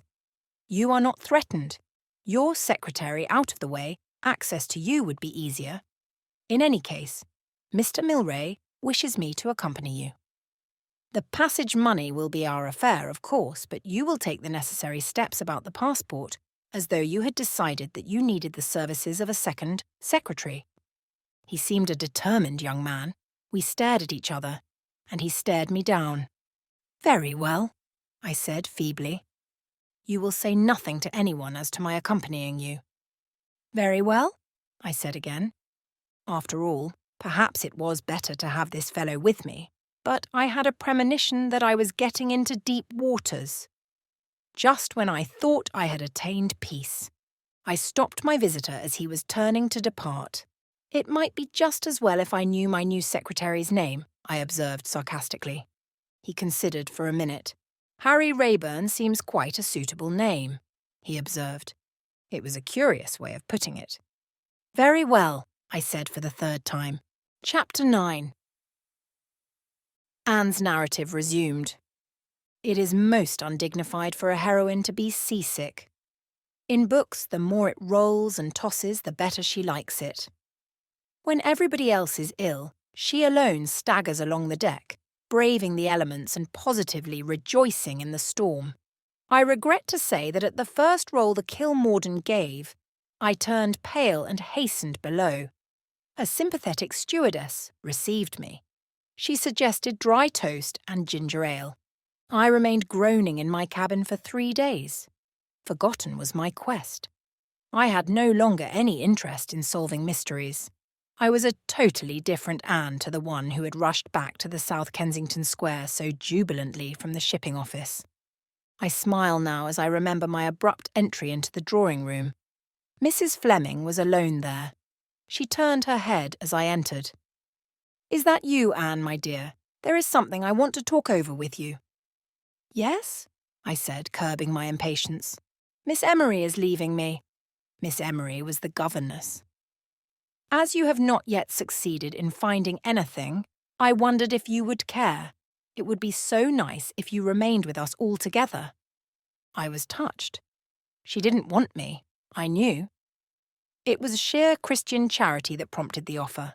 I felt remorseful for my secret criticism of her. Getting up, I ran impulsively across the room and flung my arms round her neck. "You're a dear," I said. "A dear, a dear, a dear. And thank you ever so much. But it's all right, I'm off to South Africa on Saturday." My abrupt onslaught had startled the good lady. She was not used to sudden demonstrations of affection. My words startled her still more. To South Africa, my dear Anne. We would have to look into anything of that kind very carefully. That was the last thing I wanted. I explained that I had already taken my passage, and that upon arrival I proposed to take up the duties of a parlour-maid. It was the only thing I could think of on the spur of the moment. There was, I said, a great demand for parlour-maids in South Africa. I assured her that I was equal to taking care of myself, and in the end, with a sigh of relief at getting me off her hands, she accepted the project without further query. At parting, she slipped an envelope into my hand. Inside it, I found 5 new, crisp £5 notes, and the words, "I hope you will not be offended and will accept this with my love." She was a very good, kind woman. I could not have continued to live in the same house with her, but I did recognise her intrinsic worth. So here I was, with £25 in my pocket, facing the world and pursuing my adventure. It was on the 4th day that the stewardess finally urged me up on deck. Under the impression that I should die quicker below, I had steadfastly refused to leave my bunk. She now tempted me with the advent of Madeira. Hope rose in my breast. I could leave the boat and go ashore and be a parlour-maid there. Anything for dry land. Muffled in coats and rugs, and weak as a kitten on my legs, I was hauled up and deposited, an inert mass, on a deck chair. I lay there with my eyes closed, hating life. The purser, a fair-haired young man with a round, boyish face, came and sat down beside me. "Hullo? Feeling rather sorry for yourself, eh?" "Yes," I replied, hating him. "Ah, you won't know yourself in another day or 2. We've had rather a nasty dusting in the bay, but there's smooth weather ahead. I'll be taking you on at quoits tomorrow." I did not reply. "Think you'll never recover, eh? But I've seen people much worse than you, and 2 days later they were the life and soul of the ship. You'll be the same." I did not feel sufficiently pugnacious to tell him outright that he was a liar. I endeavoured to convey it by a glance. He chatted pleasantly for a few minutes more, then he mercifully departed. People passed and repassed. Brisk couples exercising, curveting children, laughing young people. A few other pallid sufferers lay, like myself, in deck chairs. The air was pleasant, crisp, not too cold, and the sun was shining brightly. Insensibly, I felt a little cheered. I began to watch the people. One woman in particular attracted me. She was about 30, of medium height and very fair, with a round, dimpled face and very blue eyes.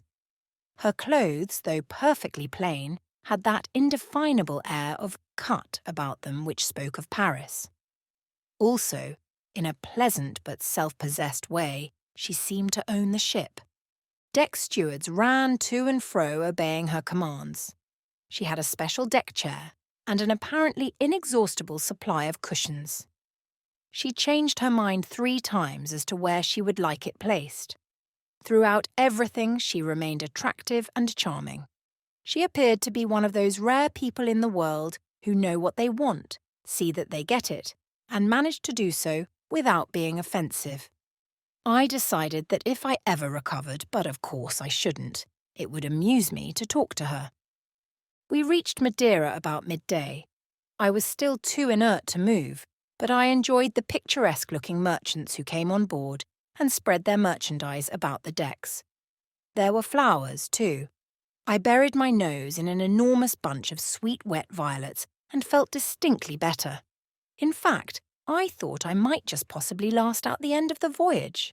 When my stewardess spoke of the attractions of a little chicken broth, I only protested feebly. When it came, I enjoyed it. My attractive woman had been ashore.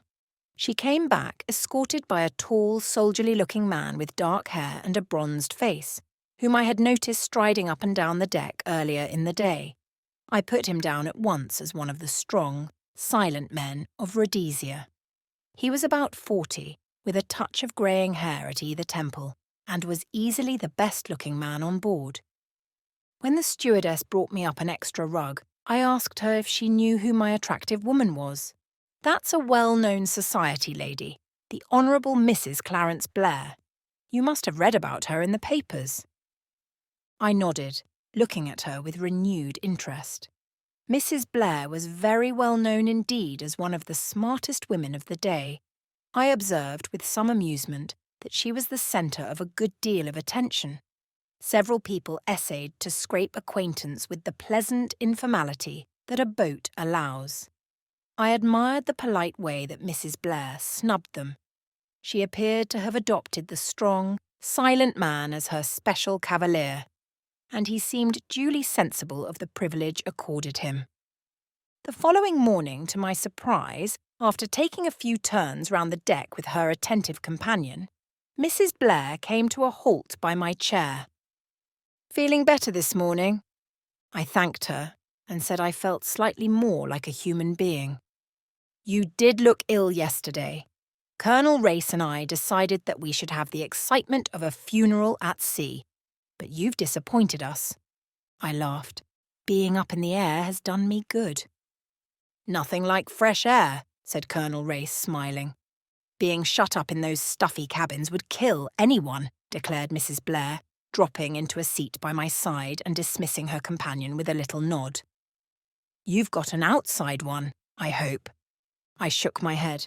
"My dear girl, why don't you change? There's plenty of room. A lot of people got off at Madeira, and the boat's very empty.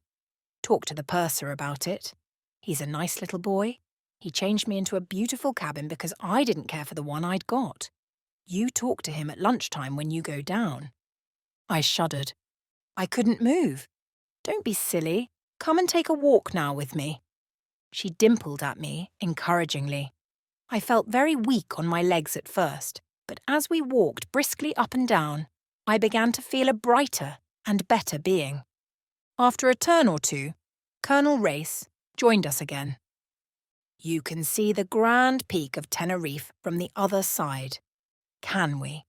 Can I get a photograph of it, do you think?" "No, but that won't deter you from snapping off at it."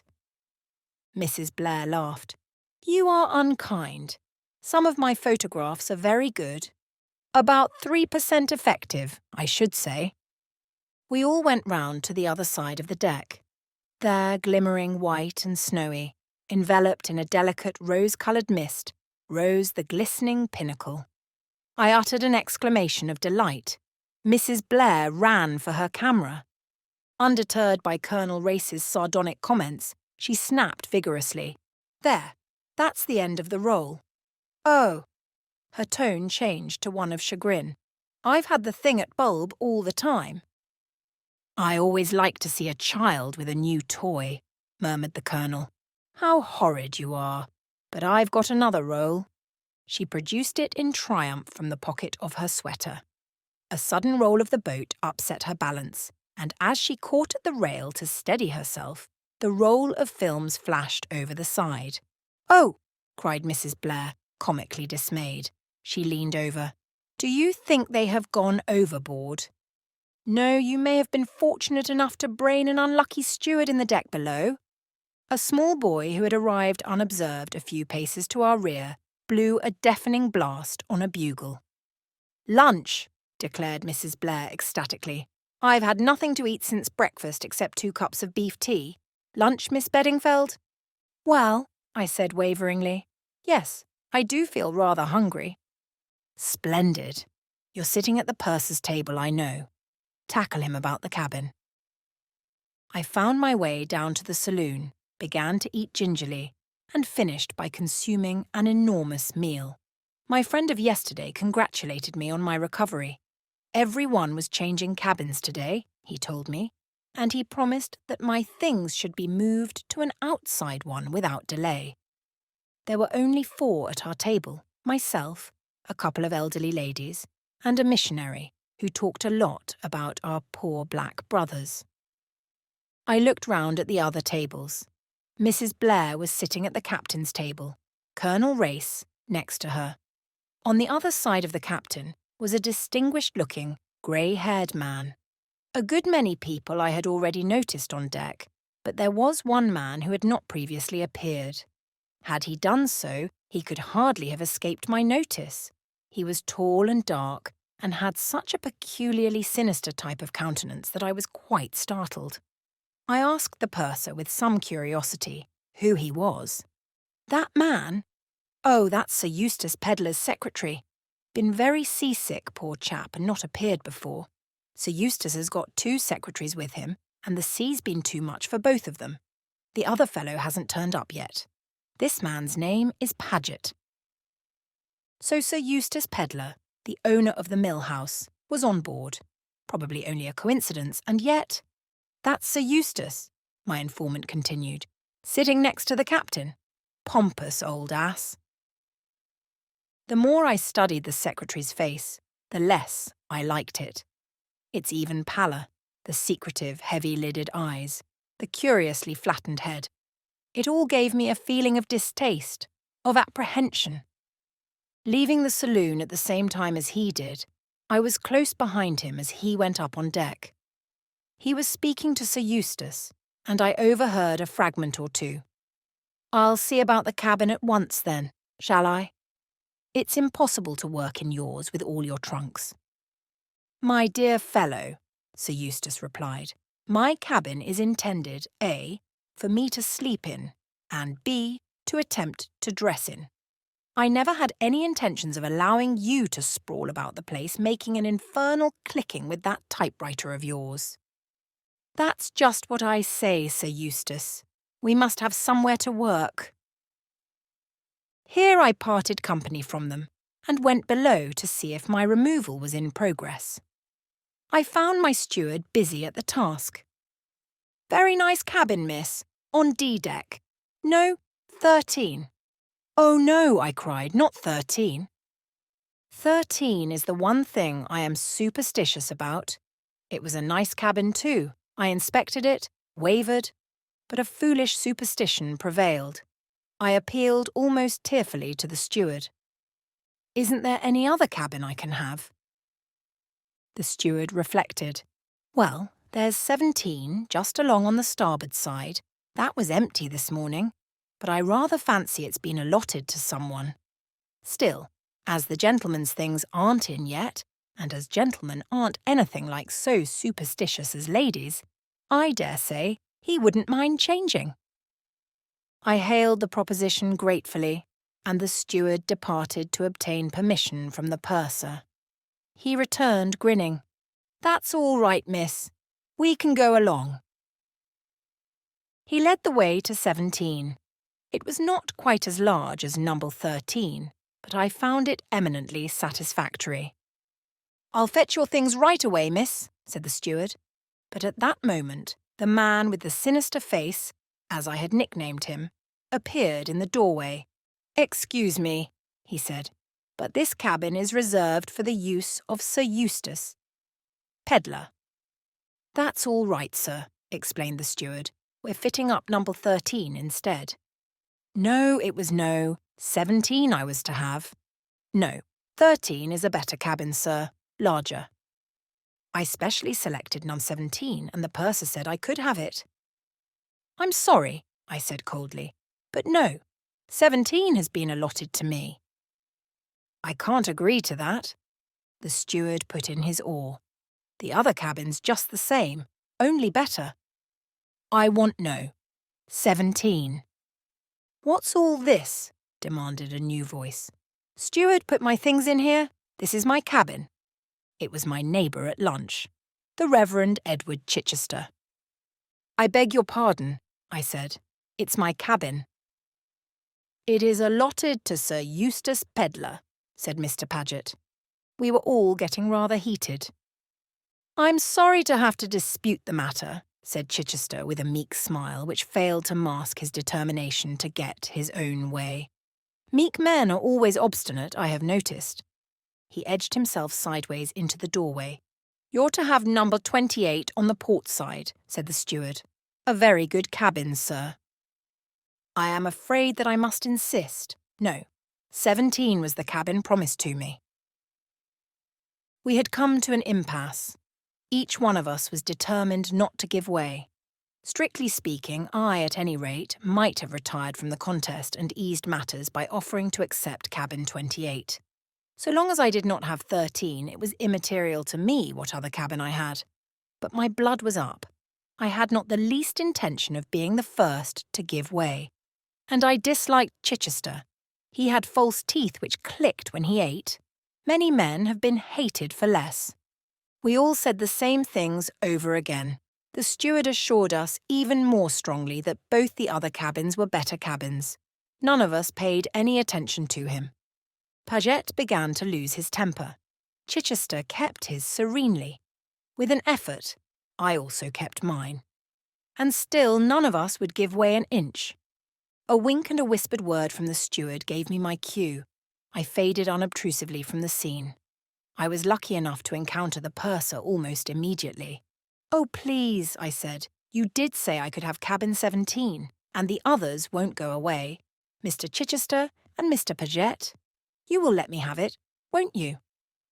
I always say that there are no people like sailors for being nice to women. My little purser came to the scratch splendidly. He strode to the scene, informed the disputants that number 17 was my cabin.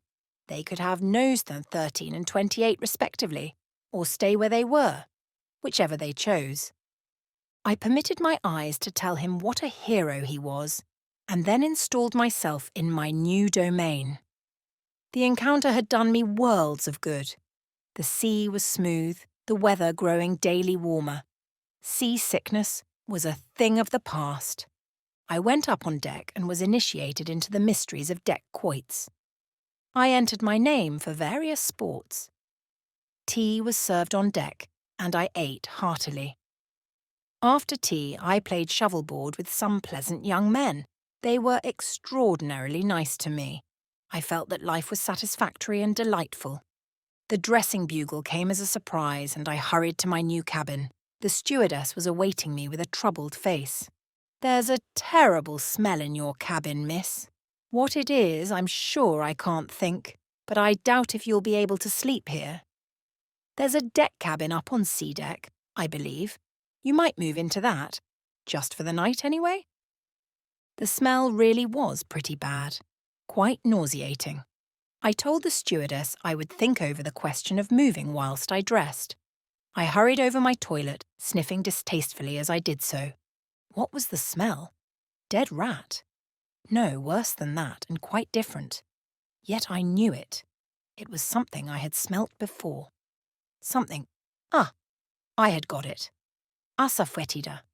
I had worked in a hospital dispensary during the war for a short time and had become acquainted with various nauseous drugs.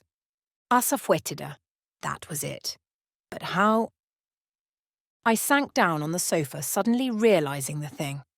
Somebody had put a pinch of asafoetida in my cabin. Why? So that I should vacate it? Why were they so anxious to get me out? I thought of the scene this afternoon from a rather different point of view. What was there about cabin 17 that made so many people anxious to get hold of it? The other 2 cabins were better cabins. Why had both men insisted on sticking to 17? 17. How the number persisted. It was on the 17th I had sailed from Southampton. It was a 17. I stopped with a sudden gasp. Quickly, I unlocked my suitcase and took my precious paper from its place of concealment in some rolled stockings. 17/1/22. I had taken that for a date, the date of departure of the Kilmorden Castle. Supposing I was wrong. When I came to think of it, would anyone, writing down a date, think it necessary to put the year as well as the month? Supposing 17 meant cabin 17, and 1?